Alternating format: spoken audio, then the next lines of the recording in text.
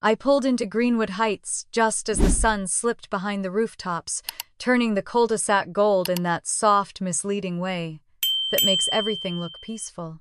My parents' house glowed from the inside, warm lights, silhouettes moving back and forth, but the closer I walked toward the front door, the more wrong it all felt. Tonight was supposed to be my 30th birthday celebration. They had promised me. They'd picked the date, set the time, even told me to dress nicely because this year matters. And yet when I stepped onto the porch carrying the custom cake I ordered with my own money, I heard laughter, bright, flirtatious, absolutely not meant for me. I opened the door and froze. The dining room was set like a scene from a lifestyle magazine. Candles, crystal stemware, silver chargers, a centerpiece of white hydrangeas and blush roses. All of it looked expensive. All of it looked intentional. All of it looked like it belonged to someone else. Then Mia strutted out of the kitchen in a silk champagne dress, her hair in glamorous waves, cheeks dusted in gold highlighter. My mother followed her, adjusting her necklace, wearing an evening dress I'd never seen. "Rachel," she said, startled. "What are you doing here?" My father didn't even look ashamed. "Sweetheart, we're hosting dinner for Ethan's family tonight," he said in a tone he reserved for trivial inconveniences. "Your sister has an important opportunity." I looked down at the cake box in my hands, my name piped across the top in pale blue icing. A stupid, humiliating contrast to the table behind them. Something cold curled inside my chest as my father added, "You're an adult now. Birthdays at your age aren't a big deal anymore." The words slid past me like ice water, and every candle in that room suddenly felt like a spotlight. If they had just erased my birthday without a second thought, they had no idea what I still had control over. I stood in the entryway, trying to piece together the scene. My mother's heels clicked across the floor as she fussed over the table settings, adjusting napkins. I recognized blue and silver linen napkins I had bought for my birthday dinner. A matching garland of eucalyptus I'd purchased last week was now stretched across the center of the table. My decorations, my colors, my celebration stripped, gutted, repurposed for my sister's date. "You should have texted first," my mother said, barely glancing at me. "We needed the house tonight. Mia's meeting Ethan's parents. It's a big moment." Mia smirked the way she had since high school, like she'd been handed some private script the rest of us had to follow. "Don't be weird about it, Rach," she said. "It's not like you can't celebrate another day." I didn't trust myself to speak. My father stepped toward me, lowering his voice as if the humiliation would sting less if whispered. "Take the cake home. We'll do something small next week. We can't reschedule this dinner." The casual dismissal carved through me sharper than any shout could. Mia's opportunity mattered. Their image mattered. I didn't. Not enough to keep a promise. Not enough to deserve my own night. I stared at the room again, at the flowers I hadn't bought, at the wine bottles with gold foil tops, Chianti Reserva, imported at least $70 a bottle. My gaze dropped to the box of hydrangeas on the counter and the receipt pinned under a magnet, Grand Floral Company, $520. Charged to the household card. The household card I set up. The household card meant for bills and necessities. My heart thudded once hard. "We'll talk later," my father said already, brushing past me to greet someone at the door. I stepped outside before the rage could spill past my teeth. The cold air slapped me back into myself. I walked to my car, opened the driver's side door, and sat down, the cake still on my lap like some cruel joke. My hands shook as I unlocked my phone. If they'd used the household card for flowers, what else had they used it for? I opened the bank app, the one I had set up last year when I refinanced their mortgage, and organized their auto-pay schedule. They never bothered to change the login. They never thought I would need to. The screen loaded slowly, almost hesitantly, and when it did, I felt the floor drop. 3 charges in the last 48 hours. Lakeside Terrace, $380. Winecliff Cellars, $760. Grand Floral Company, $520. My breath caught in my throat. These weren't necessities. These weren't household expenses. These were luxuries, luxuries meant to put on a show for Ethan's wealthy family, luxuries they paid for with funds meant to keep their mortgage alive. For a moment I sat completely still, staring at the glowing numbers like they belonged to someone else's disaster. But then another notification blinked at the bottom, warning balance critically low. Mortgage auto pay scheduled in 3 days. I felt it like a punch to the ribs. They were burning through money they didn't have, risking a late payment, all to impress the parents of a man Mia had known for 6 weeks. I opened the door again, needing air. The neighborhood was quiet except for the distant hum of sprinklers. I leaned against the car and let my eyes close. My 30th birthday, my milestone, had been scrubbed clean from my parents' house, without remorse, without hesitation. For Mia. Always for Mia. Memories rose like bitter smoke. My 17th birthday canceled so Mia could go to a last-minute pageant rehearsal. My 20th birthday overshadowed by her breakup. Every holiday, every milestone, every event, absorbing into the gravitational pull of my sister's needs. Tonight wasn't new. It was just the final proof that nothing would ever change. Unless I changed something myself. I climbed back into the car and stared at the screen again. That warning, the dipping balance, the purchases stacked like reckless confetti. A quiet, sharp thought formed in the back of my mind. They depended on that auto-pay system. They depended on me keeping their finances steady. They assumed I always would. I swallowed hard and opened the documents folder inside the portal, something I rarely checked because my parents never uploaded anything there. Except now, bold at the top, was a new file: Hudson, loan, agreement, PDF. My fingers tingled. I tapped it. A pop-up appeared: restricted file. Authentication required from secondary signer. And listed beneath it in small gray text was my name. Secondary signer Rachel M. Hudson. My pulse hammered in my ears. A loan I never heard of. A document I never signed. A name they had no right to use. I stared at the message, my thumb hovering over the screen, and felt the anger settle, not like a storm this time, but like steel cooling into shape. If they wanted to erase my birthday, if they wanted to use my money, my decorations, my time, fine. But they were about to learn what happened when the person they'd always taken for granted finally stopped being the one holding everything up. The mortgage payment wasn't the only thing I could cancel. I drove home with the radio off, the only sound the tight rhythm of my own breathing. The cake box sat on the passenger seat, like a reminder of everything I should have had tonight. Friends gathered in my parents' dining room, candles, flickering laughter meant for me. Instead, my sister was inside that house wearing a silk dress bought with money from an account I managed.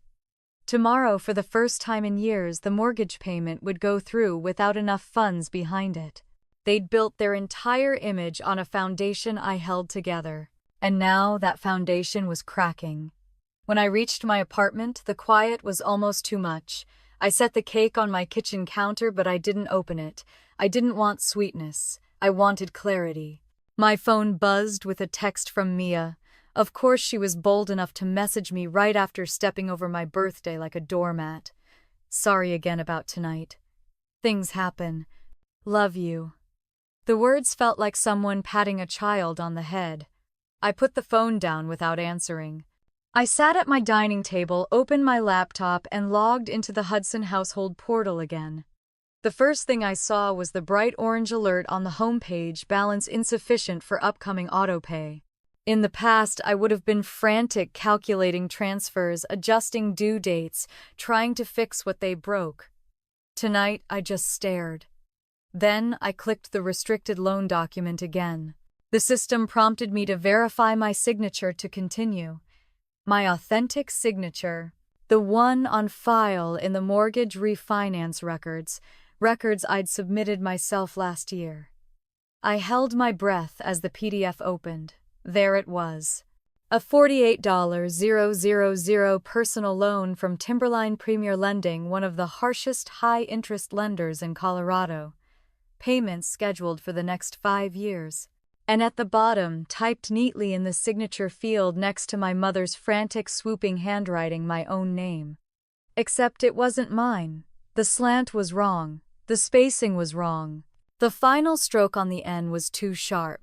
They hadn't even copied it well. My throat closed. I felt heat flare through my chest, a sharp burning disbelief that made me stand up from my chair. I paced the apartment until the shock thinned into something colder. They had forged my name. They had taken my trust, my labor, my financial knowledge, and used it against me. My fingers trembled as I called the only person I trusted with this, Sophie. She picked up on the second ring. "Hey, how's the birthday party? Did they surprise you? Did they?" "No," I said. My voice cracked. "I need legal advice."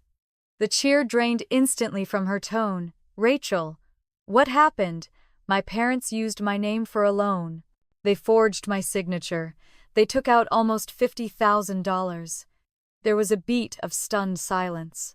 "Rachel," she finally breathed, "that's identity theft." I sank into my couch and covered my eyes. "I know." "Okay, listen to me." Her voice shifted into her paralegal tone, focused, crisp, protective. "You need to download everything right now. Every loan file, every bank transaction, every email notification. Anything that proves you didn't authorize it. They're going to freak out if I confront them." "You don't confront them yet. You protect yourself first." She paused. "Rachel, this is criminal. If that lender gets suspicious, they'll come after whoever's name is on the loan, meaning you." I pressed my hand to my forehead. "What do I do?" "You disavow the signature. Immediately. You file a written statement saying it wasn't you. That creates a record. That protects your credit." And my parent Sophie hesitated. "If you file an official identity theft report, they'll be investigated. Possibly charged." I let my head fall back against the couch. My throat tightened at the thought. As furious as I was, I didn't want to see my parents in a courtroom. I didn't want Mia watching our mother get fingerprinted. I didn't want headlines. I wanted them to understand what they'd done. I wanted them to feel the weight of it, not be destroyed by it. "I can't go that far," I whispered. "Then do everything else," Sophie said. "Document everything. Notify the lender. And for the love of God, get yourself out of those bank accounts." That part I could do. When I hung up, I opened the household account dashboard again. My cursor hovered over my user role, primary financial manager. The person responsible for ensuring all payments processed. The person responsible for saving the house. The person expected to fix everything always. I clicked Remove Access. The system asked, "Are you sure?" For 30 years, my answer would have been no. Tonight, it was yes.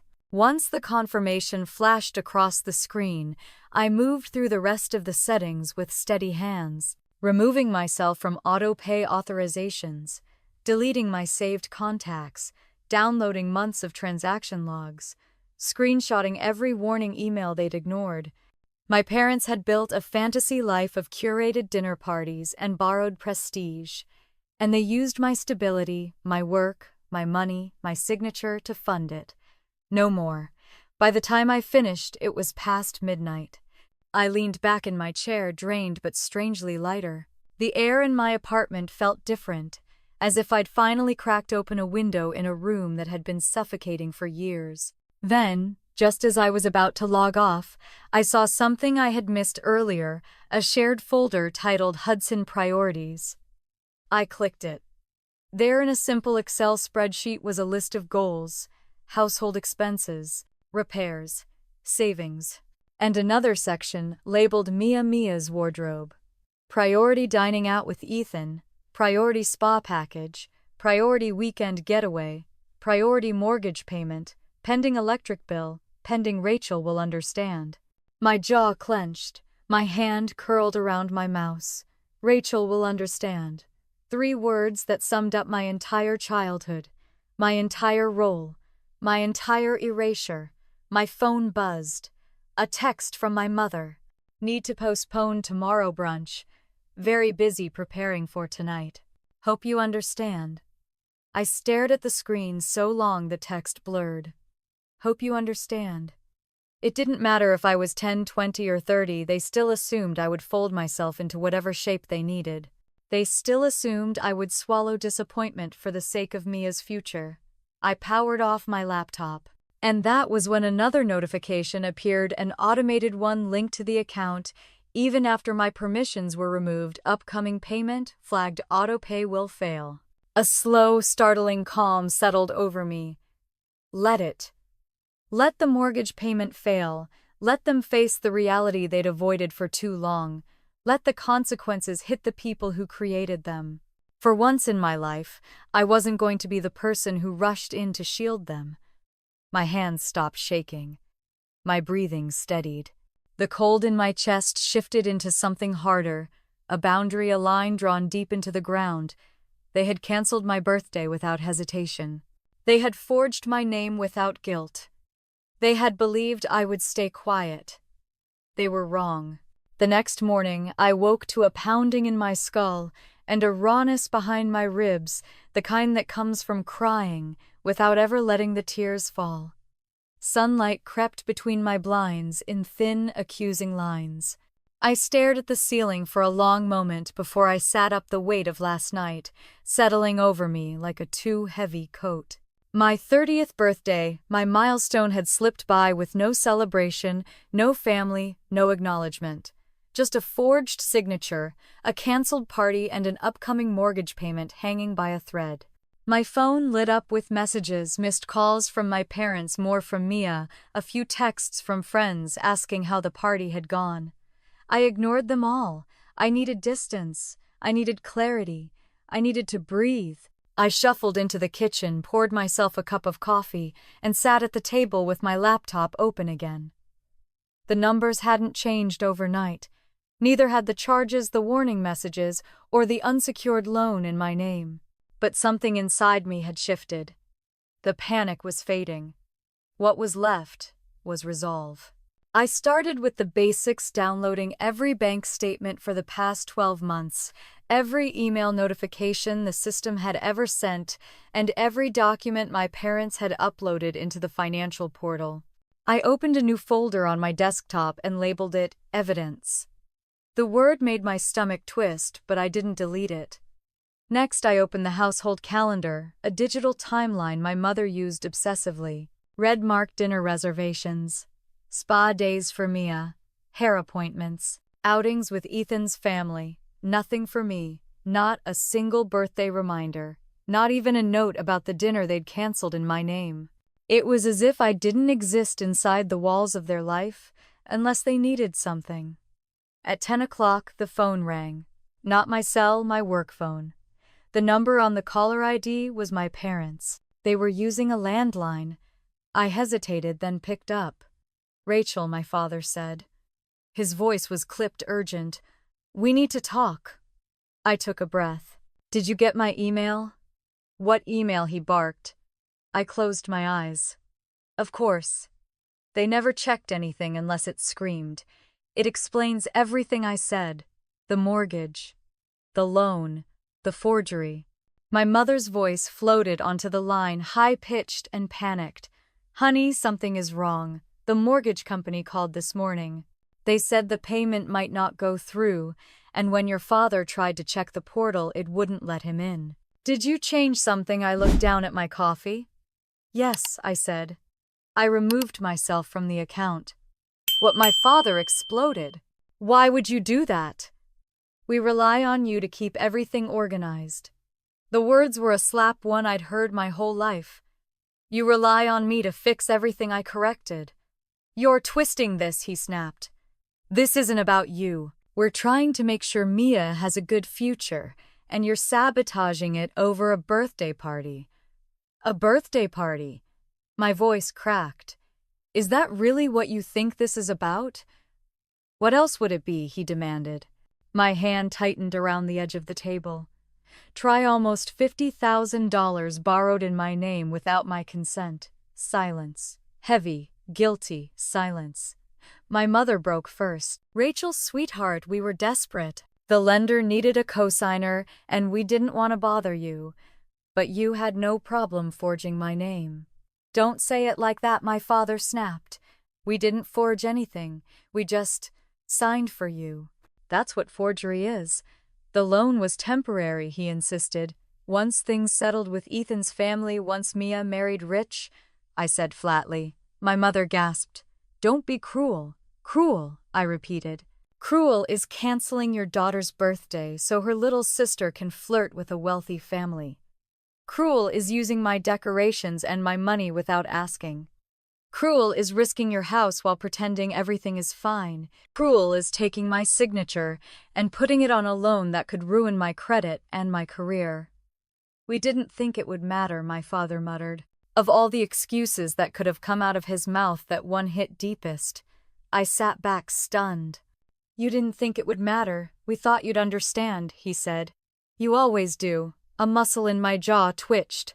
I'm done understanding, my father scoffed. Oh, don't be dramatic. But something in his tone had shifted. Not anger, not confidence, something closer to fear. Listen carefully, I said. The mortgage payment is going to fail unless you figure it out yourselves. I'm no longer responsible for your finances, and I'm not discussing this over the phone. Rachel, if you want to talk, I cut in both of you. We'll come to my apartment at 7 tonight. My mother sputtered. We have plans with Ethan's parents tonight. Cancel them, I said, savoring the symmetry. Or let them see how you treat your own daughter. Your choice. My father inhaled sharply. You can't talk to us like this. I just did. I hung up. The silence that followed was thick, not peaceful, heavy, necessary. I pushed back from the table and stood in the middle of my living room, trying to steady my breathing. My hands trembled with adrenaline, but the decision was made. I wouldn't back down. Not this time. Not after 30 years of bending, shrinking, smoothing over their choices. I sat again and opened the loan file. Carefully, methodically, I took screenshots of every page. The payment schedule, the interest rate, the forged signature. I saved everything. Then I drafted a letter notifying Timberline Premier Lending that my signature had been used without my knowledge or authorization. Sophie had warned me timing mattered. Delays would make it look like I'd known all along. When the letter was finished, I printed it, signed it, scanned it, and sent it to the lender's fraud department with every piece of supporting documentation attached. It was the first time in months, maybe years, that I chose myself. The rest of the afternoon passed in a strange quiet. I cleaned my apartment not because it was dirty, but because the motion calmed me. I threw out wilted flowers. I wiped down counters. I lit a candle that smelled like vanilla and cedar. Anything to drown out the echo of my father's words. We didn't think it would matter. At 6:30, my phone buzzed again, a message from an unknown number. We're on our way. Of course. They were using someone else's phone again, probably because I'd blocked theirs. I changed into jeans and a sweater, pulled my hair into a loose bun, and sat on the couch waiting. Every minute tightened the coil in my stomach, but I didn't back down. At exactly 7, my intercom buzzed. I walked to the door and pressed the button. Yes, my father's voice came through, rough and clipped. It's us. I buzzed them up and stepped back, my heartbeat loud in my ears. A moment later, the knock came. I opened the door, and there they were, my parents. The people whose choices had stretched me thin and bent my life into shapes that suited them. My mother's eyes were red. My father looked older, smaller. Like the reality of what they'd done finally had weight. Come in, I said, stepping aside. They walked in slowly, almost cautiously. My father scanned the room, noticing the stack of documents on the coffee table. Sit, I said. They did, and for the first time in my life, they were the ones waiting for me to speak. My father sat forward on the couch like he was preparing for a negotiation instead of a reckoning, elbows on his knees, hands clasped too tightly. My mother smoothed the crease in her skirt again and again, unable to meet my eyes. The same woman who'd smiled brightly at Ethan Carter's parents last night now looked like she'd aged 10 years. I closed the door and walked past them, not rushing, not apologizing for the silence. I wanted them to feel it, every thick second of it. I sat across from them and pulled the printed loan documents from the folder on my coffee table. When I set them down, the papers made a soft thud that echoed louder than any shout. My mother flinched. "This," I said, tapping the top page, "has my name on it." My father swallowed. "Rachel, don't I cut in?" "Not yet." I slid the document toward them. "Read it." They exchanged a helpless look, and my father lifted the paper with stiff fingers. His eyes scanned the lines: loan amount, lender, repayment schedule, and he looked away when he reached the signatures. My mother leaned in, covering her mouth with her hand. "Honey," she whispered, "you have to understand I don't have to understand anything." My mother froze. I leaned back in my chair, steady calm, in a way I hadn't been able to access for years. "Last year, I refinanced your mortgage. I set up your online banking. I organized your auto-pay schedule. I spent hours dealing with your lender so you wouldn't lose the house. And you thanked me by forging my signature for $48,000. My father's jaw tensed. "We were going to tell you." When I asked, "Before or after the lender came after me?" "We weren't going to let that happen," he insisted. "We had a plan." "What plan?" I demanded. "To marry Mia into a wealthy family and let them fix everything." His silence told me everything I needed. I opened my laptop and turned the screen toward them, bringing up the Timberline lending portal. "Your plan is a fantasy," I said, "and a dangerous one." My mother burst into tears. "Rachel, please, we didn't do this to hurt you." "Maybe not," I said softly, "but you did hurt me." They both seemed to shrink at that. I clicked to another tab, a spreadsheet labeled Hudson Priorities, the one they never thought I'd see. "Let's talk about this," I said, tapping the screen where Mia's expenses were listed as priority after priority. My mother pressed trembling fingers to her lips. "That's not what it looks like." "It looks exactly like what it is," I said. "Spa packages, designer clothes, dinners, getaways paid for with money meant for your mortgage. Money that should have protected your home." My father shifted uncomfortably. "We had to support Mia. She's young, she has a future, and Ethan's family." "Stop." My voice cracked with the force of it. "Just stop." The room fell silent. "You've been using the mortgage account as your personal credit card. You've been pretending you're fine while you sink deeper into debt. You've been spending money you don't have so Mia can pretend she's living a life she hasn't earned." My father looked offended for a split second, then guilty. I pointed to the screen again. "You're 2 months behind on utilities. You're 1 late payment away from foreclosure review. And you never once thought to tell me any of this." My mother whispered, "We thought we could fix it before you found out." "You can't fix anything if you keep lying." The words hit them harder than I expected. My father sagged, shoulders dropping. My mother cried harder, head bowed. And then I continued quietly, "You used my name to get a loan. You forged my signature. You made me legally responsible for debt I didn't agree to. That isn't desperation. That's betrayal." For several seconds, no one moved. My father finally lifted his head. "We were scared." "So was I said. "When I saw my name on that loan. When I saw the mortgage warning. When I thought about losing everything because of choices I didn't make." He rubbed his forehead. "Rachel, we didn't think it would matter."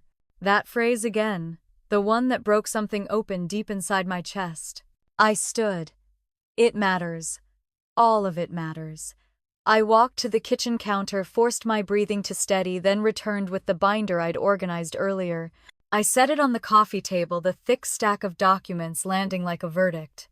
"This," I said, opening the binder, "is everything you've ignored. Late notices. Missed payments. Transaction logs. Statement after statement. Every warning the bank sent." My mother stared at the pages as if they were written in a language she'd never seen. "You kept spending," I said. "You kept pretending. And you kept expecting me to fix it." My father's voice was barely a whisper. "What are you going to do?" That was the moment the balance shifted. The moment they realized I wasn't here to patch things like I always had.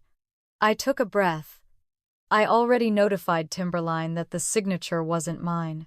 My mother gasped, color draining from her face. They're opening an investigation, I continued. They need a formal statement from you both. Rachel, her voice wavered. They could charge you, I finished. Yes, they could. That's why you're here, so we can figure out how to prevent that. My father buried his face in his hands. I kept going. I had to. I also removed myself from your accounts. I'm not managing your money anymore. If the mortgage fails, it won't be my fault. It won't be my problem. My mother shook her head slowly, eyes wide. We don't know how to handle all of this. Then you should have thought about that before you made me your safety net. My father looked up, jaw unsteady. What do you want us to do? The question hung in the air like a fragile promise. For starters, I said, sliding a form across the table, you're going to sign this. It's a written acknowledgement that you forged my signature. I need it for the lender's fraud file.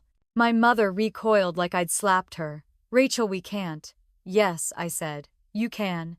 And then my father asked quietly, then you're going to sit down with a real financial counselor. You're going to stop spending on things you can't afford, and you're going to start telling the truth. My voice softened, but only barely. To me, to Mia, and to yourselves. My father reached for the paper with a trembling hand. My mother stared at me, trying to find the daughter she used to mold so easily. Why are you doing this? She whispered. I looked at her steadily. Because someone in this family has to stop pretending. I gathered the rest of the documents back into the binder and latched it shut. My pulse finally slowed, my breath steady again. They had lied. They had stolen. They had gambled with my future. But for the first time, they were hearing me. I stood quietly, letting the silence stretch. Tomorrow the consequences would grow sharper. But tonight, for the first time in 30 years, the truth sat in the room with us, and no one could look away. The dining room at Lakeview Terrace shimmered with soft amber light as waiters glided between tables carrying plates of seared salmon and herb-crusted lamb. Linen napkins folded like sculpture's glasses chimed gently, and every couple at every table looked like they belonged there. Except my parents. They sat stiffly beside Mia and her perfectly dressed date Ethan Carter, trying so hard to appear effortless that it was painful to watch. My mother kept touching her pearls, my father kept straightening his tie, and Mia kept glancing at the Carter family as if waiting for them to crown her the next queen of Colorado. I wasn't there, of course. I learned about the dinner only because my phone buzzed with a real-time banking alert. Lakeside Terrace, $380. Approved. It was 8:12 p.m., the exact time I'd been scheduled to cut my birthday cake. I stared at the screen in disbelief, but before I could even process it, another notification arrived. Winecliff Cellars, $210. Pending. A bottle of wine at a restaurant. Of course, the Carter family would never know the truth that my parents' refined taste came from loans they couldn't afford and money meant for their mortgage. They would never know my parents were treating Mia's date like royalty while my own 30-year milestone was being swept under a rug. I sat on my couch, phone in hand, thinking the night couldn't get more insulting, but it did. My phone rang. Mia's face flashed on the screen. I almost didn't answer, but curiosity won. The moment I picked up, a panic-tight whisper exploded through the speaker. Rachel, thank God, pick up. Pick up. Oh my God, you answered. I pulled the phone away from my ear. What's wrong? You need to transfer money right now, she hissed. Like right now, right now. No. What do you mean, no? Mom and Dad's card was declined. At the table, the waiter said it out loud. Carson's family heard everything. I blinked. Who is Carson? Ethan's father. Rachel, focus. I pinched the bridge of my nose. Mia, what does this have to do with me? You're the one who handles their finances. Fix it. I don't handle them anymore. It went silent on her end long enough that I thought the call dropped. Then her voice returned, sharp and incredulous. Are you kidding me? Don't pull this dramatic birthday guilt trip right now. This has nothing to do with my birthday, I said evenly. I removed myself from their accounts because they forged my signature on a loan. Mia, They committed identity theft, she scoffed. Oh my God, Rachel, stop being so over the top. You always make everything about you. I'm not transferring a dime. Rachel, they're humiliated. Carson's dad just offered to pay the bill for them like their charity. Do you understand what this means for me?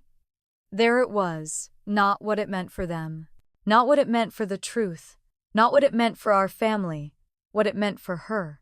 Good night, Mia, I said. Rachel, don't hang up. Don't. I hung up. The phone immediately rang again from a different number. I declined it. Seconds later, another call came from another number. Then a text, it's Mom. Please answer. Then Rachel, we need you. Please help. And another, this is Dad. Pick up the phone right now. I watched the screen go dark. My apartment felt too still, the air too thin. The noise on their end, chaos, embarrassment, panic echoed in my head. It was the first time in years they'd felt consequences they couldn't hide behind me. A part of me felt guilty. The lifelong habit of rescuing them tried to flare up. But deeper than that, stronger than that, something steadier held firm. They had taken my birthday. They had taken my decorations. They had taken my savings. And they had taken my signature. Tonight, for the first time, something was being taken from them, and for the first time, it wasn't my job to fix it. My phone vibrated again, this time with a message from my father written with the tense cadence of a man trying to hold on to control. Rachel, call us now. The bank said the mortgage payment didn't process. They're charging us fees. What did you do? I typed slowly. I stopped covering for you. He typed back instantly. Don't get smart with me. Come fix it. I didn't respond. Another message. Then another. Then we are coming over. I set my phone face down and exhaled a long, shaky breath.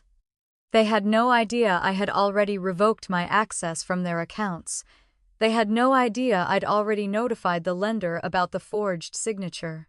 And they had absolutely no idea how deep the trouble went, not just financially, but legally.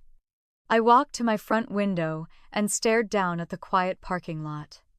Frost was beginning to gather along the railings. A stray leaf skittered across the asphalt. Everything looked still, peaceful. Nothing like the storm that was about to hit my parents.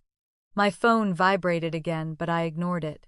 For years, their financial collapses, emotional collapses, and image collapses had always been cushioned by me. I had been the net, the padding, the soft landing. Tonight, they hit the ground. I turned off the living room light, letting the soft glow of the street lamps filter in. I sank onto the edge of my couch and let the quiet settle around me like a blanket. A notification flashed across the phone. Urgent account holder notice, payment failure confirmed. Then almost immediately, second alert, immediate action required. I stared at the screen a long time. Then I whispered the truth out loud to the empty room, to myself, to the 30-year-old woman finally learning the weight of her own boundaries.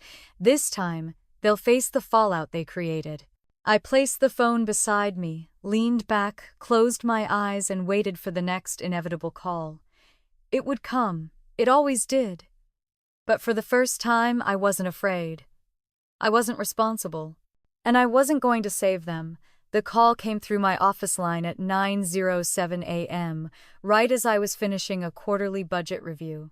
No one ever called me on that number unless it was work or unless they were desperate. I stared at the screen, flashing Hudson Residence like an alarm bell. My stomach tightened, but I picked up anyway. Rachel speaking. My father's voice exploded through the receiver, too loud, too frantic. Rachel, what the hell is going on? The mortgage payment didn't go through. The bank called us. They said the account wasn't authorized. What did you do? I closed my eyes. So it had begun. I told you last night, I said calmly. I removed myself from the account.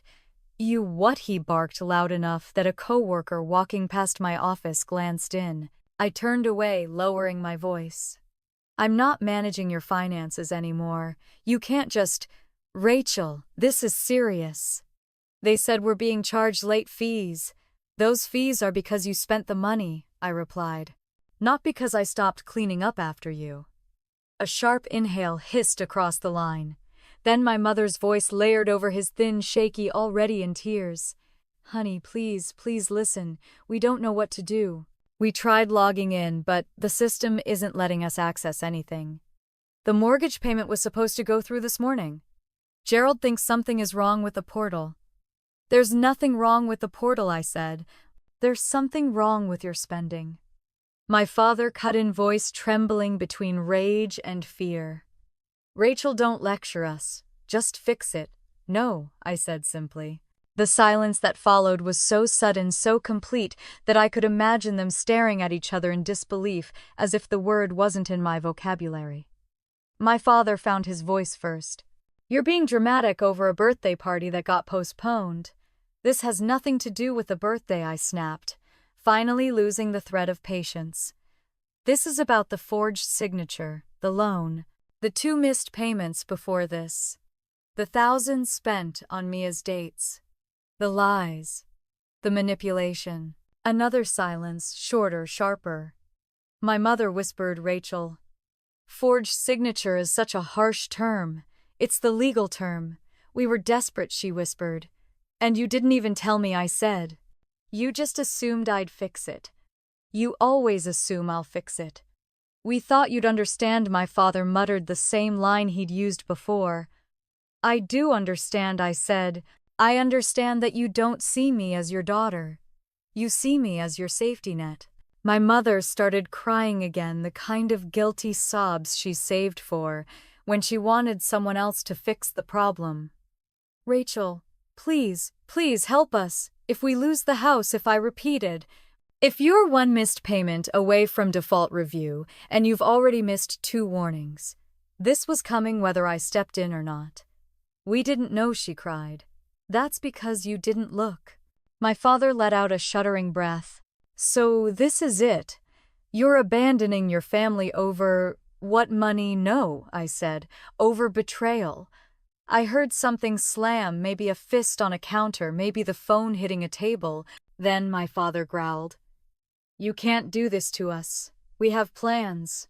We're supposed to have dinner with the Carters again tonight. We need to show them. You need to show them, I repeated. Show them what? That you're financially stable, that you're respectable, that you're honest. A humorless laugh escaped me. You forged your daughter's signature. You're not showing anyone anything except illusion, Rachel, my mother gasped. No, I said. We're not doing this by phone. My father snapped. Then how the hell are we supposed to handle this? You come to my apartment, I said. Tonight. Both of you, without Mia. We can't leave her out, my mother protested. This affects all of us. No, this affects the 3 of us who signed the mortgage. The 3 of us whose names are on the accounts. Mia doesn't belong in this discussion. That's ridiculous, my father began. No, I said.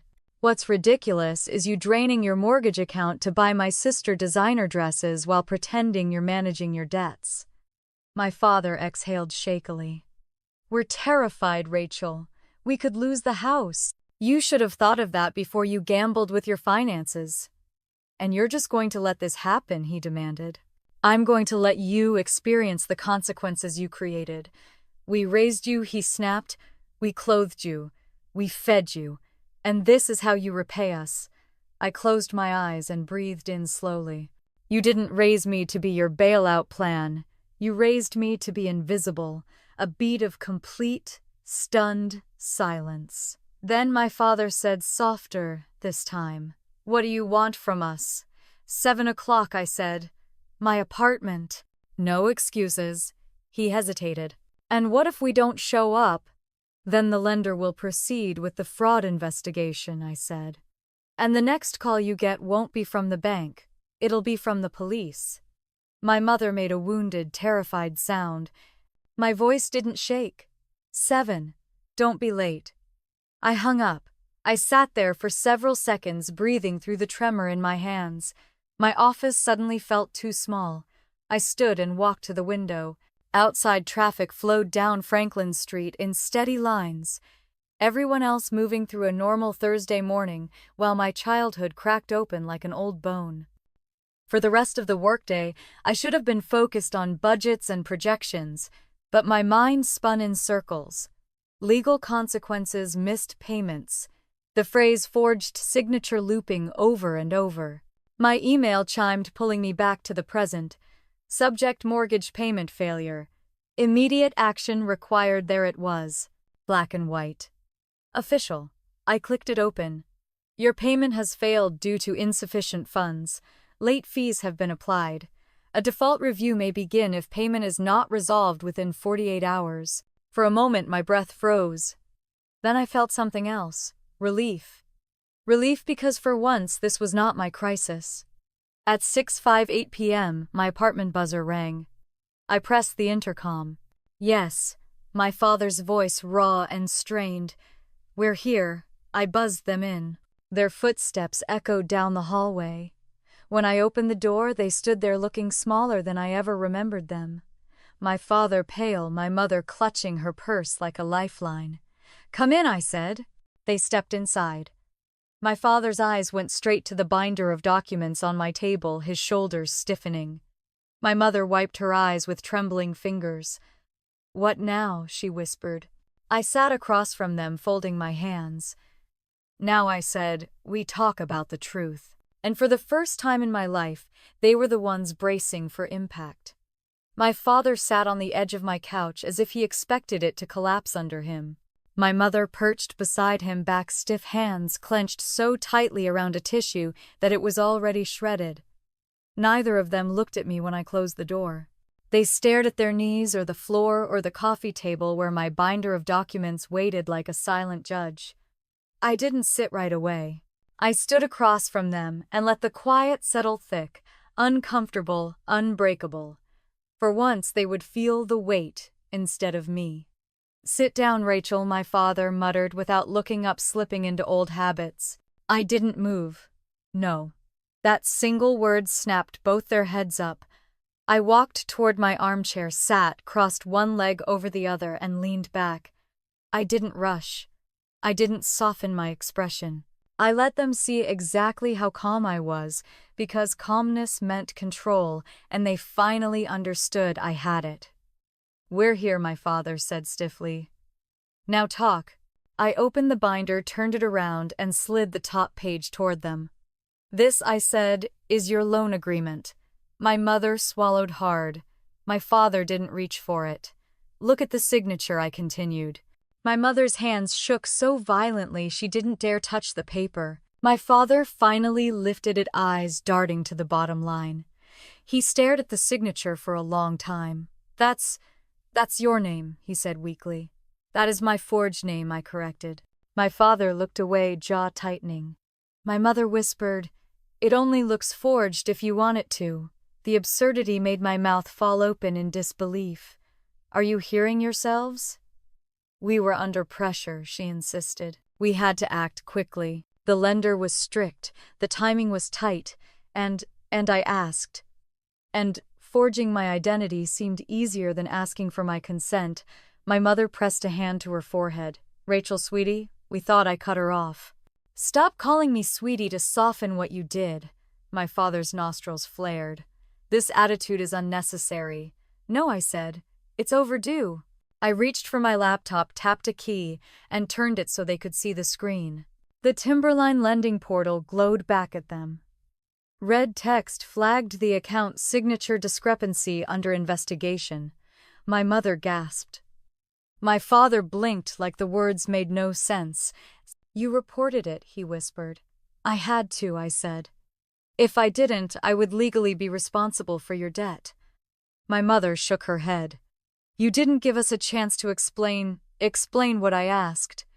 That you used the mortgage account to pay for designer dresses, that you missed 2 payment warnings and ignored them, that you hid a $48,000 loan from me while still expecting me to make your mortgage. Payments? My father stood suddenly, pacing a short line in front of the coffee table. We didn't have a choice, he insisted. The expenses were piling up.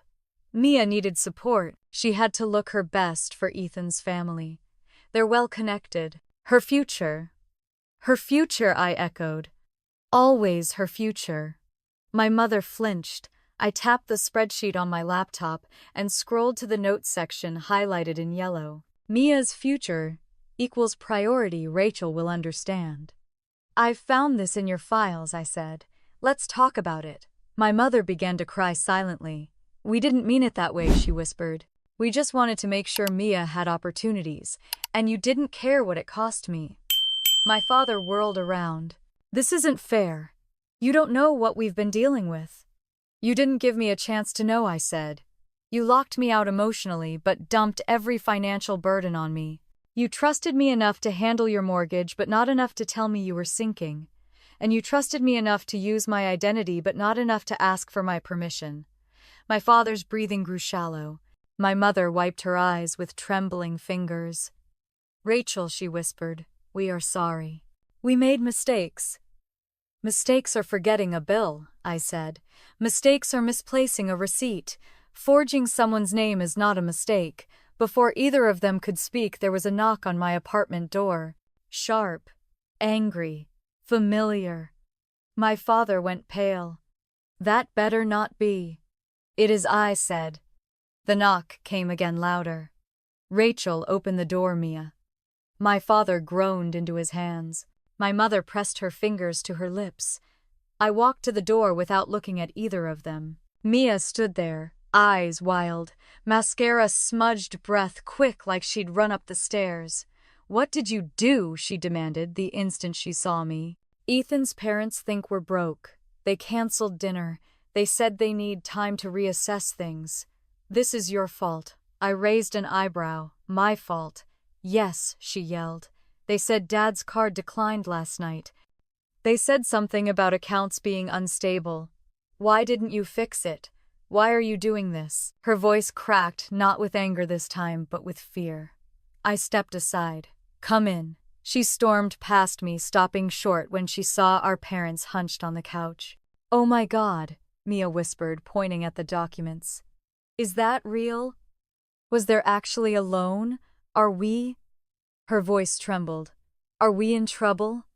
My father sank his face further into his hands. My mother covered her mouth and began crying again. I walked to my laptop, clicked to the mortgage portal, and turned the screen toward Mia. Read the alert, I said. She hesitated before looking. Upcoming default. Review immediate action required, account past due. Her knees buckled slightly, and she steadied herself on the arm of my couch.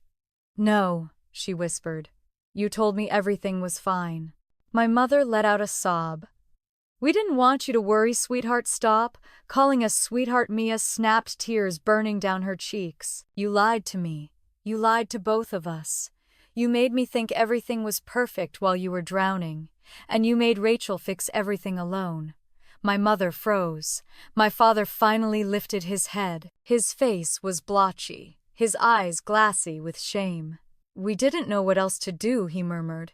That's because you never learned, I said. You've coasted on appearance and denial for so long that you don't know how to handle consequences. My father swallowed hard. What do you want us to do? There it was. Finally, the question they should have asked years ago. I closed the binder, sat back, and looked at the three of them, my broken, frightened, unraveling family. We fix this, I said slowly. But not the old way. My mother sniffled. Then, how you listen, I said. You face the truth. You stop pretending. You stop lying. And you accept what you did to me. Mia wiped her face. Rachel, what did they do with your name? They forged it, I said.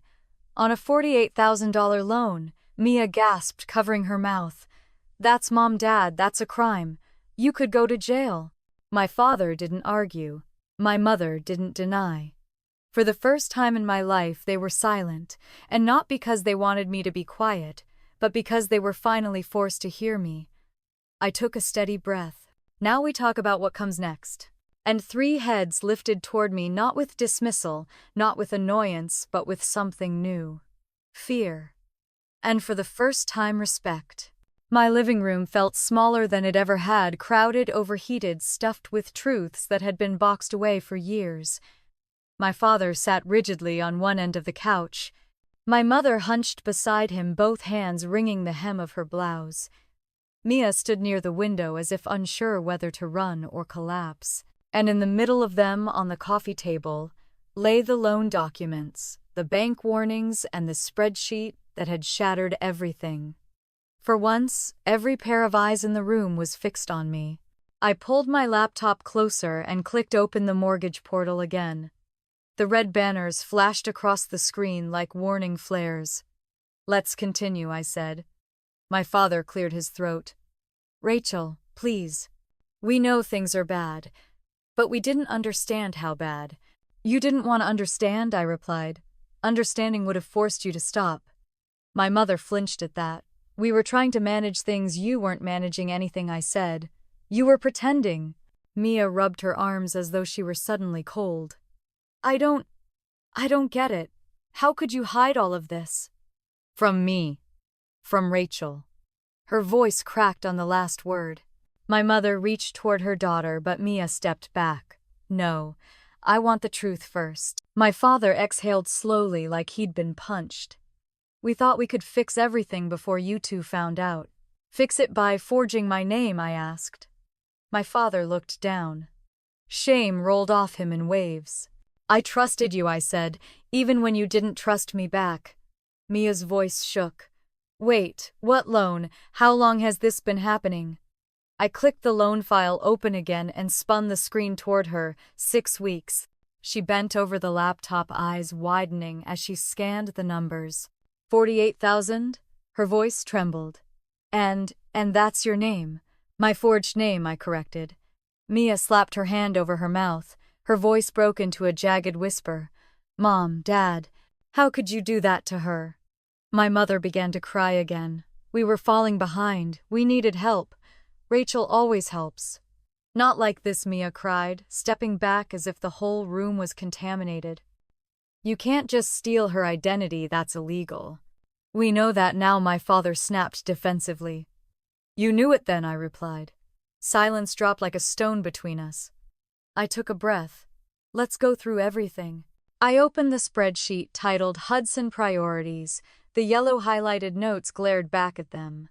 Mia's wardrobe priority, dining out with Ethan, priority, spa, package, priority, weekend, getaway, priority, mortgage, payment, pending, electric bill, pending, Rachel will understand. My father stared at the words as if seeing them for the first time. My mother turned away, face twisted in shame. Mia looked devastated. You spent mortgage money on me." My mother wrung her hands harder. "Sweetheart, we wanted you to have opportunities. We didn't want you to feel less than Ethan's family. We didn't want him to think what Mia demanded, that I'm poor, that I'm not enough. This is insane." My father rose and paced the living room. "We were trying to help your future. Don't you understand Carson Carter has connections? If Mia marries into that family," Mia's face went blank with shock. "My future, you told me all those dinners and clothes were because I deserved nice things, not because you were trying to sell me to someone." "No one was selling you," my father protested. "Really," Mia's voice rose, "because this looks like you were grooming me to look wealthy enough to marry into money." My mother collapsed into tears again. I stepped forward, keeping my voice even. "This was never about Mia. It was about your fear, your debt, your choices." My father's anger deflated, replaced by something more fragile. "We didn't want to lose the house." "You were already losing it," I said. "You hid the truth from me, from Mia, from yourselves. But hiding doesn't stop consequences." My father stopped pacing and braced a hand on the back of the couch. "What happens now?" I closed the spreadsheet and pulled out a printed set of transaction logs. "We go over the spending." I flipped to a page marked in red. $520 for flowers, $700 for dinner, $800 for wine and appetizers last night, over $2,000 on Mia's clothes. Meanwhile, I pointed to another line. "Your electric bill went unpaid for 2 months. My mother whispered. "We didn't realize." "You didn't want to realize," I corrected. Mia sank into the chair beside the window. "Why didn't you tell me any of this? Why keep me in the dark?" my father answered before my mother could. Because you're not strong enough to handle this. The room went still.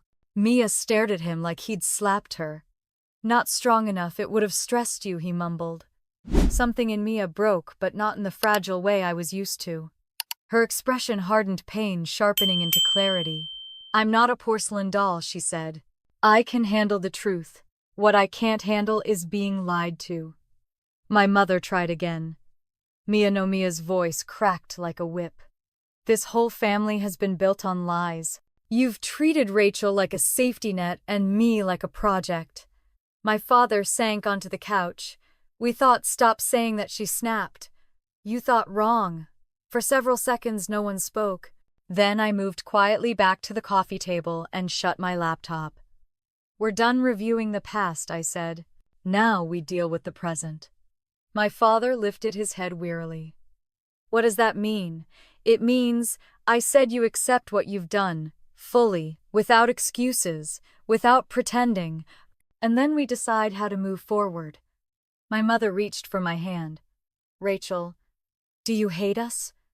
The question was so small it didn't match the damage, but it made my throat tighten. No, I said honestly, but I don't trust you. My father swallowed. How do we fix that? I looked.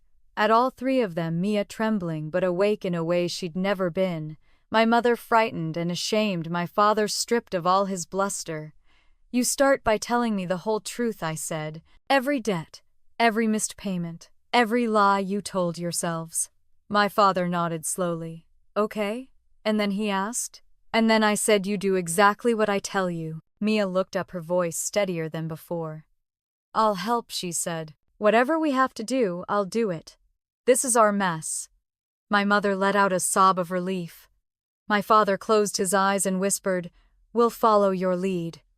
I stood and walked to the window, pulling the curtain aside. Outside, the street was dark, dotted with porch lights and the distant glow of cars moving toward their destinations. Inside, my broken family sat waiting for the next steps. I turned back toward them and said, Tomorrow the lender will call. My father stiffened. And we will finally face this, I said, whether they were ready or not. By the time the sun rose the next morning, I had already been awake for hours. I lay in bed staring at the ceiling, listening to the quiet hum of my apartment, replaying every word from the night before.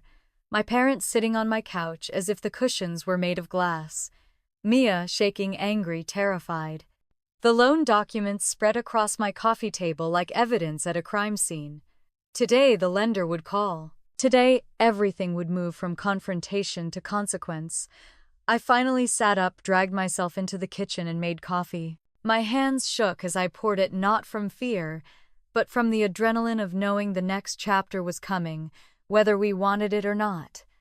I checked my email, nothing yet from Timberline Lending. I checked my phone, several missed calls from my parents, none from Mia. I didn't return them. At 9:14 a.m., my phone finally rang. Unknown number, but not the scam type, not the local prefix either. A corporate line, I answered. This is Rachel Hudson. Good morning, Miss Hudson, a woman said. This is Danielle Moretti, with Timberline Premier Lending. I'm following up on the fraud report you submitted last night. It started. I inhaled. Yes, I'm available. I just need to confirm a few details, she said. Are you in a place where you can speak privately? Yes. First, can you confirm that the signature on the loan document is not yours? It's not. Did you authorize anyone to sign on your behalf? No. Did you have any knowledge of the loan prior to yesterday? None. Her tone softened barely, but enough to feel human. Miss Hudson, I want to be very clear. Forging a signature on a loan is a serious offense. It's classified as identity theft and carries both civil and criminal penalties. I understand.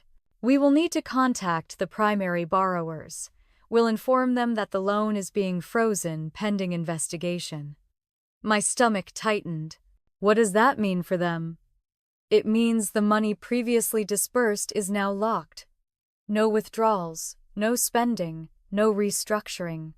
And if they can't repay what they already used, there will be legal action. I closed my eyes. The words hit harder than I expected. The lender continued. We will also need a written signed statement from you verifying your lack of involvement. You sent a draft in your email last night and it was thorough. Thank you. Once we receive your signed copy, we will proceed. I nodded, even though she couldn't see me. I'll send it within the hour. Thank you, Miss Hudson. If you have any questions or if the borrowers contact you, please refer them to our fraud department. After today, communication must go through us. The air in my lungs felt heavy. Understood. The call ended. I put down my phone and stared at the steam rising from my coffee. Everything felt too quiet, too still, like the moment before thunder hits. At 1:001 a.m., my parents called again, this time from my mother's phone. I answered. Rachel, my mother's voice was trembling. The lender called us. Of course they had. My father's voice sounded faintly in the background, angry, panicked, defeated. Ask her, he snapped. Ask her what she told them. My mother swallowed audibly. They said the loan has been frozen. They said there's an investigation. They asked if we forged your signature. And what did you say? I asked. We panicked, she whispered. We didn't know what to say. They asked us to come into their office today. Then go, I said. Rachel, she cried. They said criminal charges are possible. Yes. And they said you gave them a statement. Yes. A soft, broken sound escaped her. Honey, you're turning us in. No, I said sharply. You turned yourselves in the moment you used my name without permission. My father took the phone. Rachel, he said, voice grating, you don't know what you've done. They want us to bring identification, financial records. They're asking us to sit with someone from the fraud team. This could ruin us. It could, I agreed. A stunned silence fell on their end. My father's voice dropped, stripped of bluster. Did you really mean it last night? Will you help us? I will help you tell the truth, I said. I will not help you hide from it. Rachel, if you lie to the lender, I continued, if you blame me, if you deny what you did, I walk away. Forever. A beat. 2 beats. 3. Then my mother whispered, we'll tell the truth. I exhaled slowly. Good. We want you to come with us, she added in a small voice. Not to fix anything.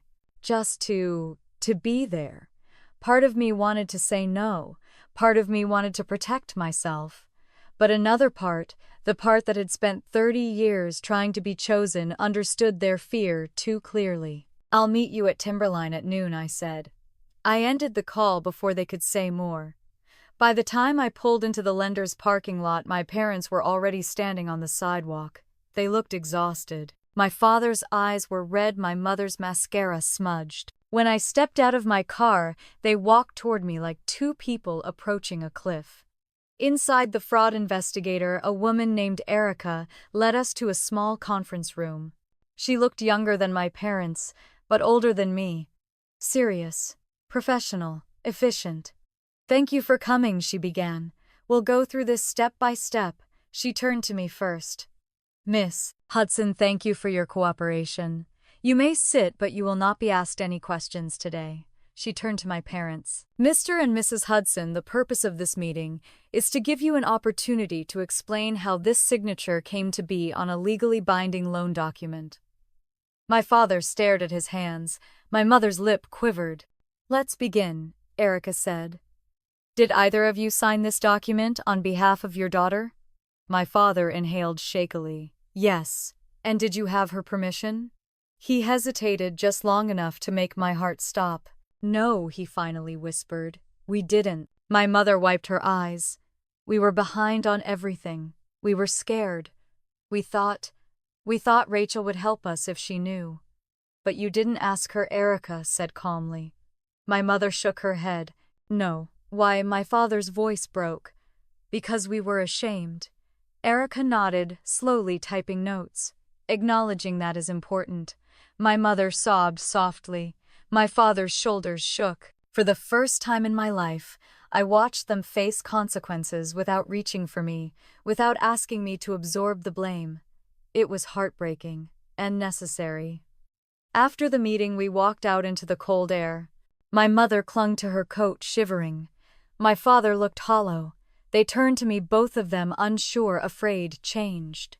"Rachel," my mother whispered, "we're sorry, truly sorry." My father nodded, tears in his eyes. "We don't deserve your help, but thank you for standing with us in there."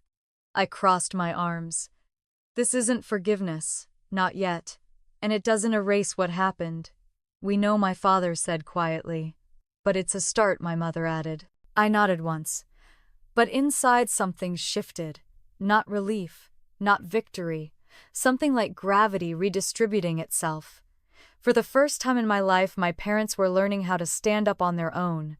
And I was learning what it felt like not to carry them. My parents didn't say much as we parted ways in the Timberline Lending parking lot. My mother hugged her coat around herself like the cold might swallow her whole.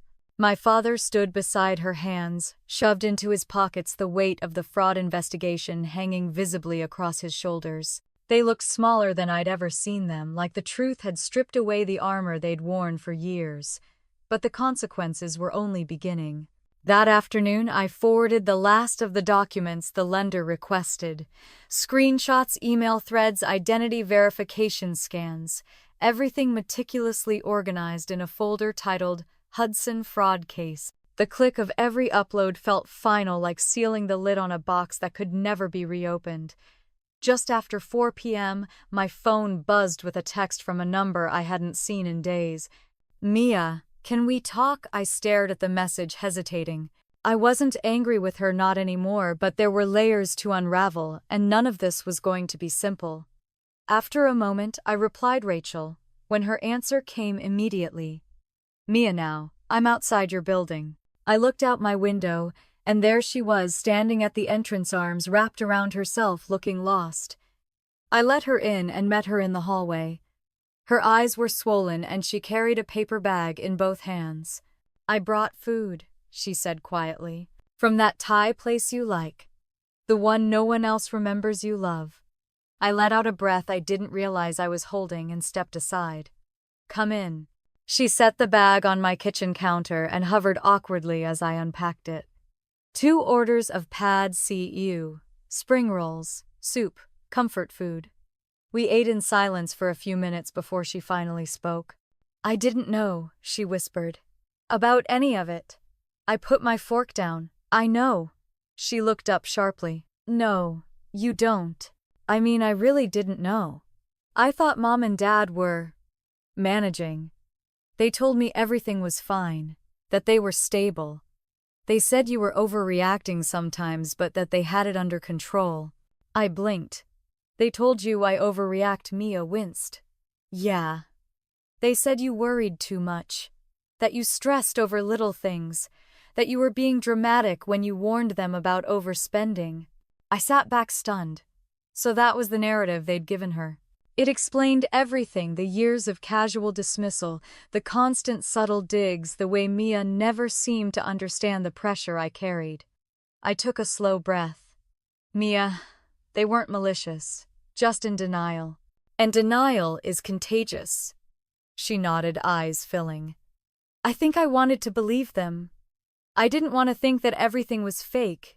That's understandable. But it doesn't excuse how I treated you," she said. "I'm sorry about the birthday. I'm sorry about everything." Her voice cracked on the last word. I leaned forward. "Mia, no, listen." She wiped her tears with her sleeve. "I've been awful to you for years. I let them make you the responsible one while I coasted. I knew they favored me, and I didn't question it because it felt good. It made my life easier. And I never stopped to think what that did to you."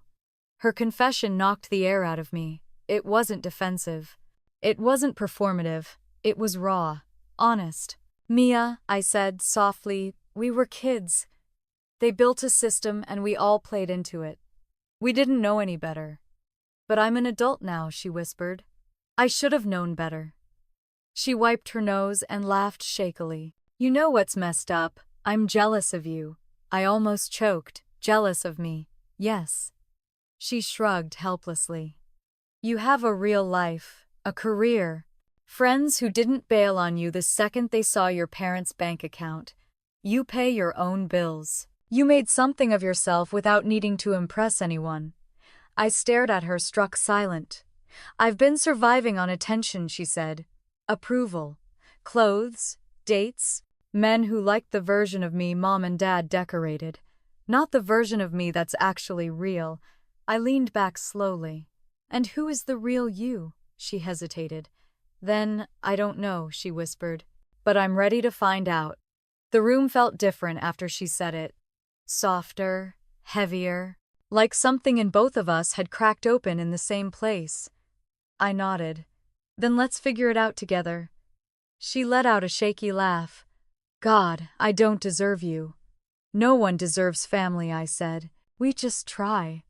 Her eyes welled again, but this time the tears weren't from fear or shame. They were something else. We finished eating, some of the tension easing. But after we cleaned up, Mia looked at me with that trembling honesty again. Rachel? What's going to happen to them, I don't know, I admitted. The lender hasn't decided. They'll review the loan, the fraud, the missed payments. She swallowed. And us, I hesitated. Then I moved around the table and pulled her into a hug. We're not broken, just rebuilding. She clung to me like she hadn't been hugged in months. After she left, the apartment was quiet again. I sat on the couch staring at the dim glow of my lamp. I should have felt relieved, or vindicated, or satisfied that the truth was finally out. But all I felt was tired. A deep, bone-heavy tiredness that came from years of being the strong one, the fixer, the invisible backbone. I stretched out on the couch, staring at the ceiling, and whispered to myself, one day at a time. My phone buzzed. This time it was an email. From Timberline. Subject: Next Steps. Hudson Investigation. I opened it. Dear Miss Hudson, thank you for your cooperation. We are reviewing the statements from all parties. We will reach out with our decision within 48 hours. Should legal action be required, you will be contacted separately. My stomach flipped. This was real. This was happening. And there was no going back. I closed the email and set my phone aside, willing the room to stop spinning. I reached for the blanket draped over the couch, pulled it over myself, and closed my eyes. Tomorrow would bring answers. Whether we were ready or not. The email from Timberline sat in my inbox like a lit fuse for the next 48 hours. I checked it more times than I cared to admit, reading and rereading the same lines until the words blurred. Every time my phone buzzed, every time an email notification popped up, every time the screen lit for no reason, my stomach tightened, as if bracing for impact. But the lender stayed silent. My parents did not. They called. They texted. They left voicemails that swung wildly between hopeful, apologetic, frantic, and ashamed. Mia texted too, but her messages were different. Gentler, clearer, as if she were trying to build a bridge plank by plank instead of grabbing onto me like a lifeline. On the third morning, the wait finally broke. My phone rang at 8:03 a.m. Unknown number. I froze, my toothbrush still in my mouth. My coffee half poured. I spat, grabbed the phone, and answered. This is Rachel Hudson. Good morning, Miss Hudson, a familiar voice replied. This is Erica from Timberline Premier Lending. My pulse hammered. I pressed the speaker button and sat at my kitchen table, hands already trembling. We've completed our review, she continued. I'd like to go over the outcome with you. Okay, I whispered. There are 3 parts to our findings, she said. I'll start with the loan. I held my breath. The loan has been officially classified as fraudulent due to unauthorized use of your signature. You are fully released from any responsibility or liability. That has been documented in our system. Air finally filled my lungs. Secondly, Erica continued, because the primary borrowers admitted to signing without authorization, we are voiding the loan contract. No further interest will accrue, and repayment responsibility falls solely to your parents. The tremor inside me eased, but only slightly. And third, she said, her tone shifting, we are choosing not to pursue criminal charges at this time. I blinked. Not, at this time, correct. Because the borrowers were cooperative, and because the unauthorized party, that is you, indicated you preferred a civil resolution, we filed it under non-criminal fraud. This means your parents will not face arrest. My throat tightened. Relief and dread tangled together like knots. But she added their loan privileges will be permanently restricted. They will not be eligible for future personal loans or refinancing through Timberline. And they will be required to meet with a financial compliance officer for a 6-month program. I exhaled shakily. Thank you for letting me know. You made the responsible choice, Miss Hudson, she said. And just for the record, we see cases like this far more often than you'd think. You're not alone. I swallowed. It doesn't feel that way. It will, she said kindly. Give it time. When I hung up, I sat in complete silence for several minutes. My phone rested in my palm like it had its own heartbeat. I glanced at the clock. 8:17 a.m. My parents were probably awake, waiting, panicking. I didn't call them yet. Instead, I called Mia. She answered on the second ring. Rachel, they made a decision, I said. I heard her inhale sharply. And I told her everything slowly, carefully, down to the exact wording. When I finished, she let out a shaky breath.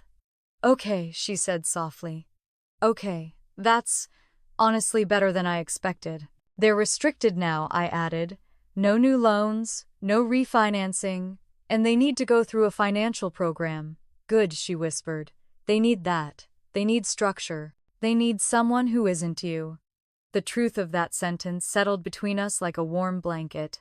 Are you going over there? She asked. Not yet. Give them a few minutes to let the call come through. Mia sighed, and I could picture her running a hand through her hair. I'll go over later today. I'll help them take stock of everything. Dad said they'd start listing what they owe. They should, I said. No more pretending. When we hung up, I finally took a long sip of my coffee. It had gone lukewarm, but it didn't matter. What mattered was the stillness in my chest, a quiet steadiness I hadn't felt in years. I showered, dressed, and drove to work. The day moved in slow, surreal motion, meetings, emails, budget approvals, but my mind kept drifting back to the Timberline outcome. To the way my father's voice had trembled in that conference room. To the way my mother had clutched her purse like a life vest. To the way Mia had looked at me, finally seeing me. By 5 p.m., I felt ready. I drove to my parents' house. When I pulled into the driveway, the porch light was already on, even though the sun hadn't fully set. I walked up the steps and knocked. My father opened the door before I could lower my hand. He looked exhausted. His posture sagged. His eyes were red-rimmed. His tie hung crooked like he'd been pulling at it all day. Rachel, he breathed. Come in. My mother sat on the couch clutching a tissue box. The coffee table was covered in papers, bills, statements, unopened envelopes, highlighters. It wasn't chaos, it was surrender. And Mia was seated cross-legged on the floor, sorting papers into stacks. She looked up at me. Hey. Hey, I said softly. My father gestured to the armchair. Sit. Please. I sat. My mother dabbed her eyes. Timberline called. I nodded, I figured. We told them everything, she whispered. We didn't lie. We didn't make excuses. Good. My father rubbed his hands over his face. They're not pressing charges. His voice broke on the last word. I let that settle. Let him feel all of it. They said we have to go through a financial corrective program, he continued. And they blocked all loan eligibility. We can't refinance. We can't borrow. That's appropriate, I said simply. And we have to start paying back the portion of the loan we used, he added. My mother's eyes filled again. It's going to take years. Yes, I said. It will. We deserved worse, my father said quietly. For once, I didn't disagree. My mother reached out tentative, as if unsure whether she had the right. Rachel, can you forgive us? The question hung there, heavy, real, earned. I leaned forward, elbows on my knees, choosing my words carefully. I don't forgive you yet, I said. Forgiveness takes trust. And trust has to be rebuilt, not requested. My mother nodded, tears falling. But I'm here, I continued. I'm not abandoning you. I'll support you emotionally. I'll guide you if you ask for advice. But I'm not managing your money. I'm not fixing your problems. Not anymore. My father breathed out a long, shaking exhale. We understand, Mia spoke softly from the floor. We're doing this together. This time everyone carries their share. I looked at her. She looked steadier than I'd ever seen her. Something warm loosened in my chest. Good, I said. That's how it should be. My father glanced at the piles of bills. It's overwhelming. It will be, I said gently. But it's necessary. And it's honest. My mother whispered, thank you for not giving up on us. I almost did, I replied. But you showed up. You told the truth. That matters. We sat there in a quiet circle, broken, bruised, but undeniably different. No more lies, no more illusions, no more pretending everything was fine. For the first time in years, maybe decades, my family wasn't crumbling under secrets. We were rebuilding on truth. And for the first time in my life that felt like enough, my 31st birthday morning arrived quietly without spectacle or expectation. No catered dinner plans, no frantic last-minute cancellations, no elaborate promises I knew would crumble the second Mia needed something. Just soft daylight spilling through my curtains, the smell of coffee drifting from the kitchen, and a stillness deep in my chest that I hadn't felt in years. I padded into the kitchen, barefoot, poured my coffee, and leaned against the counter, listening to the soft hum of my apartment. The silence wasn't empty anymore. It was peaceful. Earned. Chosen. My phone buzzed. A text from Mia. We're on our way. Don't freak out, we actually planned ahead this time. I smiled despite myself. I went to change, nothing fancy, just jeans and a sweater, before there was a knock on my apartment door. 3 sets of knuckles. 3 familiar rhythms. I opened it to find my family standing in the hallway, each holding something. My mother had a wrapped box, tied with navy ribbon. My father held a bottle of mid-priced wine, no pretenses, no overpriced labels meant to impress strangers. And Mia carried a bouquet of tulips, my favorite, bright yellow and orange like tiny flames. Happy birthday, my mother said softly. Happy 31st, my father echoed, shifting awkwardly as if unsure whether he was allowed to smile. Mia stepped forward, offering the flowers. We didn't forget this year. Promise. I let them in. It felt different from the last time they'd walked through that door, the night everything exploded and everything began to change. This time they stepped in with humility instead of entitlement, with care instead of expectation. We gathered around my kitchen island as I finished decorating the simple homemade cake I'd baked earlier. Lemon with cream frosting, not the extravagant bakery kind, just something I liked. My mother placed her gift on the counter. Open it later, she said. I want us to eat cake first before I start crying. My father chuckled, a real one, not the brittle kind he'd used to hide anything vulnerable. She cried 3 times this morning, he whispered to me. I heard that she called from the table. We all laughed, a small, fragile sound at first, then fuller, real. We cut the cake. My father poured the wine. Mia took pictures, but not for show, just to remember. At some point, my mother reached across the table and covered my hand with hers.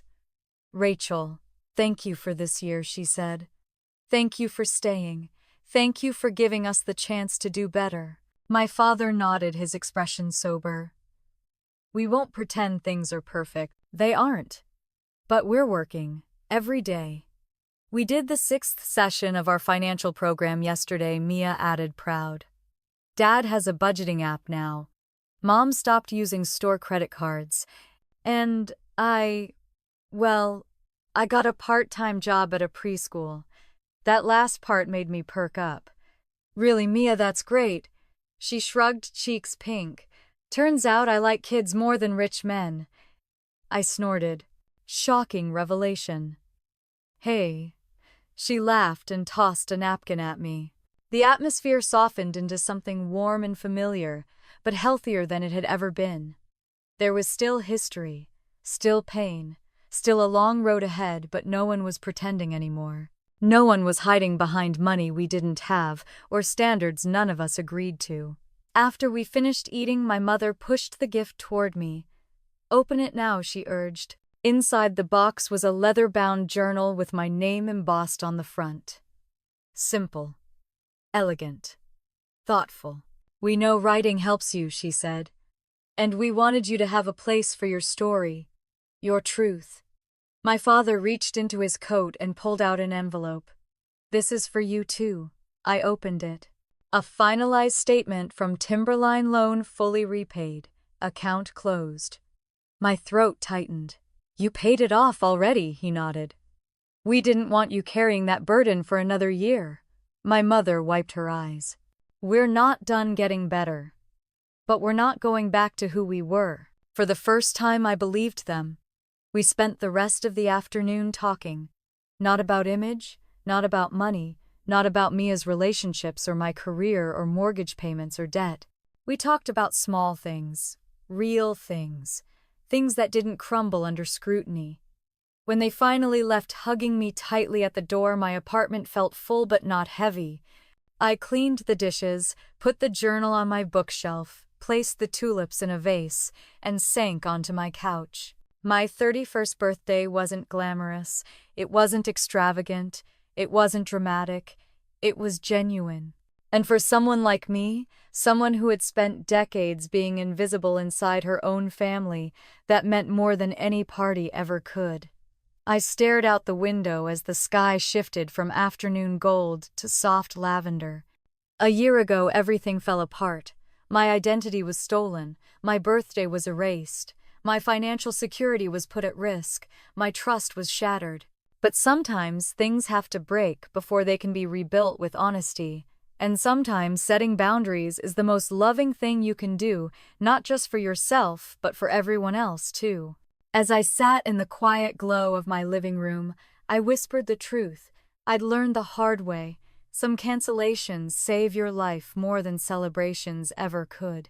If you've ever had to make a hard choice to protect yourself, if you've ever broken a pattern, drawn a line, or demanded your worth, I'd love to hear your story.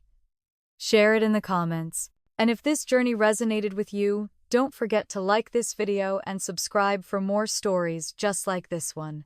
Thank you for being here. And whatever you're facing, I hope you choose yourself. You deserve that much.